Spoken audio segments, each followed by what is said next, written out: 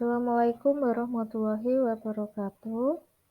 Kami dari kelompok 2 akan mempresentasikan hasil diskusi pada ruang kolaborasi modul 3.2 Pemimpin dalam Pengelolaan Sumber Daya. Perkenalkan anggota kelompok kami yang pertama Dita Buana Mustika, kedua Oktiana Paramasanti, dan 3 Rawistani Esti Hidayah. Kami akan mempresentasikan hasil diskusi kami mengenai identifikasi aset daerah Kabupaten Kudus serta strategi pemanfaatannya untuk sekolah.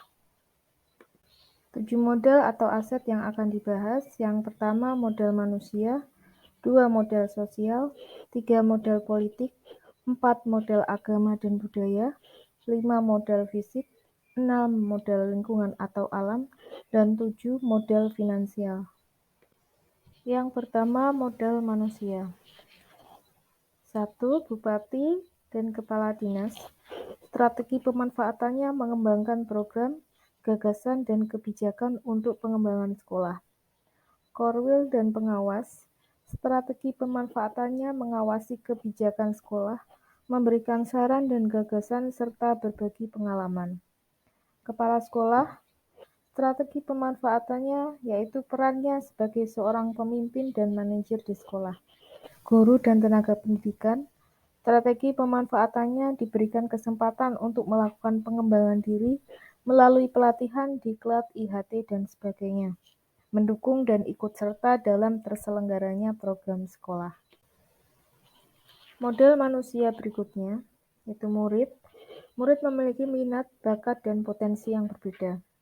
Strategi pemanfaatannya yaitu diberikan kesempatan yang sama untuk mengembangkan potensi dan prestasi yang dimilikinya. Wali murid dan komite sekolah.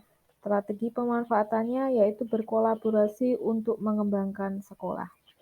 Warga masyarakat memiliki latar belakang pendidikan, sosial, dan budaya yang berbeda. Strategi pemanfaatannya yaitu berkolaborasi mengembangkan dan menjaga sekolah. 2. Model sosial. Yang pertama, organisasi guru meliputi KKG, MGMP, dan PGRI. Semua guru terlibat aktif dalam pengembangan potensi dan profesionalitas guru, mengikuti pelatihan, workshop, dan IHT yang dilakukan oleh forum. Kedua, forum kepala sekolah, diantaranya K3S dan MKKS. Kepala sekolah aktif dalam mengikuti kegiatan K3S maupun MKKS, sehingga informasi ke sekolah bisa lebih cepat dan pengelolaan sekolah menjadi lebih baik. Organisasi keagamaan dan sosial di masyarakat. Di antaranya ada NU, Muhammadiyah, PMI, Kuarcat, Sanggar Seni, KONI, Karang Taruna, PKK, dan UMKM. Strateginya dengan menjalin kerjasama untuk ikut terlibat aktif dalam kegiatan pembinaan dan pengembangan diri murid di sekolah. Salah satunya melalui kegiatan ekstrakurikuler. 3. Model politik. Yang pertama, organisasi pemerintahan, baik pemerintahan desa, kecamatan, maupun kabupaten, puskesmas, PLN, PDAM, kepolisian, Koramil, perbankan, BNN, Basarnas, dunia usaha, dan dunia industri. Strateginya dengan bekerja sama saling mendukung antar instansi demi kemajuan sekolah sebagai narasumber dan sumber belajar, serta melakukan MOU dengan instansi terkait. Kedua, rapat dewan guru dan paguyuban kelas sebagai sarana untuk komunikasi dalam pengambilan keputusan di sekolah. Ikatan alumni, strategi yang digunakan yaitu meningkatkan peran serta keterlibatan alumni dalam kegiatan sekolah untuk memperkuat jaringan sekolah sebagai narasumber untuk belajar dan guru tamu yang dapat memotivasi dan menginspirasi murid. 4. Model agama dan budaya. Yang pertama, adanya madrasah di lingkup sekitar sekolah. Dengan ini pihak sekolah dapat bekerja sama maupun kolaborasi dalam membentuk karakter murid dan akhlak mulia. Yang kedua, perayaan hari besar seperti Maulud Nabi, Nuzulul Quran maupun pesantren kilat untuk meningkatkan keimanan dan ketakwaan murid. Yang ketiga, pembiasaan Asmaul Husna sebelum proses belajar mengajar, baik dilakukan di dalam kelas maupun seminggu sekali di luar kelas saat hari-hari tertentu. Yang keempat, adanya situs purbakala di lingkup sekitar sekolah. Dengan ini pihak sekolah bekerja sama dengan perangkat desa untuk belajar mengenal budaya daerah, untuk dapat merawat, menjaga, dan melestarikan warisan daerah. Yang kelima, kegiatan rutin ekstra tari dan silat dalam rangka membentuk keterampilan murid dalam melestarikan tarian daerah asli Terban Kudus dan melestarikan bela diri silat asli Indonesia. Yang keenam, kegiatan rutin upacara setiap hari Senin dalam rangka membentuk karakter murid untuk cinta dan bangga terhadap negaranya sendiri. 5. Modal fisik. Modal utama sumber daya yang termasuk modal fisik terdiri dari bangunan dan infrastruktur. Bangunan di SD kami terdapat gedung atau ruang kelas yang layak untuk proses belajar mengajar.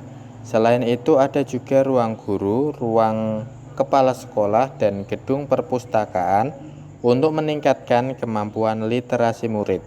Juga ada kantin, kamar mandi, dapur, gudang, ruang UKS, musola, dan tempat parkir. Selain itu juga terdapat lapangan cukup luas untuk tempat murid bermain. Kelengkapan yang lain yaitu seperti internet, laptop maupun Chromebook untuk murid dalam rangka mengimbangi era digitalisasi serta ketersediaan air bersih. Selanjutnya adalah modal lingkungan atau alam. Yang pertama, adanya hutan kota, yaitu Taman Krida Kudus.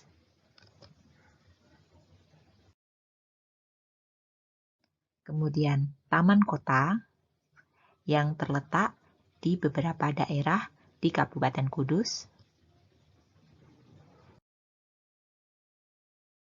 Gunung Muria.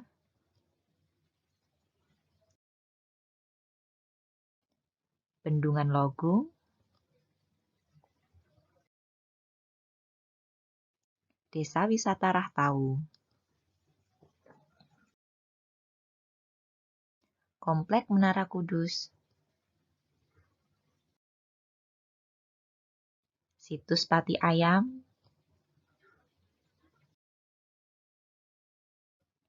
Serta sentra industri Jenang.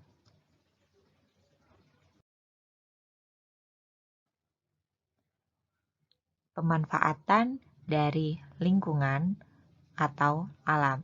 Yang pertama, menjadi sumber informasi dan bahan ajar yang menarik dan relevan untuk siswa yang dapat memperkaya materi pembelajaran. 2. Sebagai sarana belajar nilai-nilai lingkungan yang penting melalui potensi alam daerah di sekitar mereka yang dapat membantu menumbuhkan rasa cinta pada lingkungan. Selanjutnya, siswa dapat belajar tentang kewirausahaan dan bagaimana memulai wirausaha yang ada di sekitar sekolah.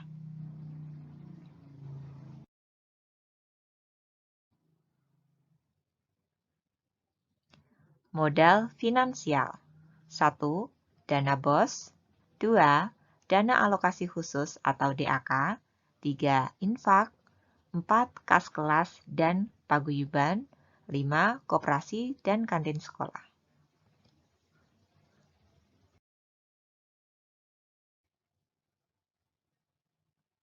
Pemanfaatan yang pertama, dana BOS, yang terdiri dari BOS APBN dan APBD.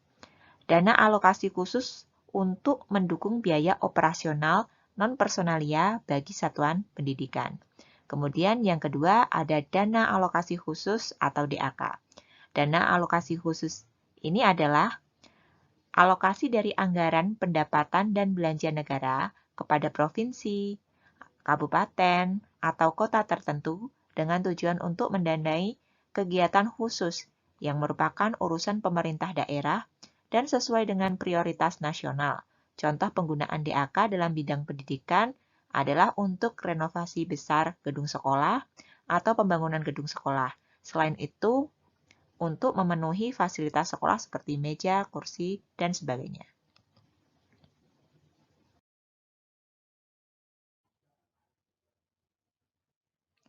Infak digunakan untuk kepentingan keagamaan, misal untuk kurban Idul Adha, santunan anak yatim, serta peringatan perayaan keagamaan.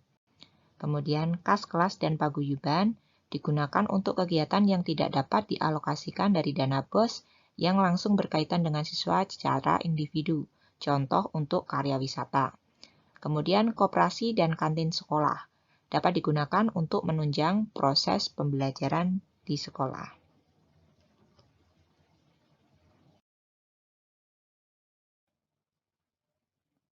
Sekian presentasi dari kelompok kami. Apabila ada kesalahan, saya mohon maaf. Terima kasih. Assalamualaikum warahmatullahi wabarakatuh.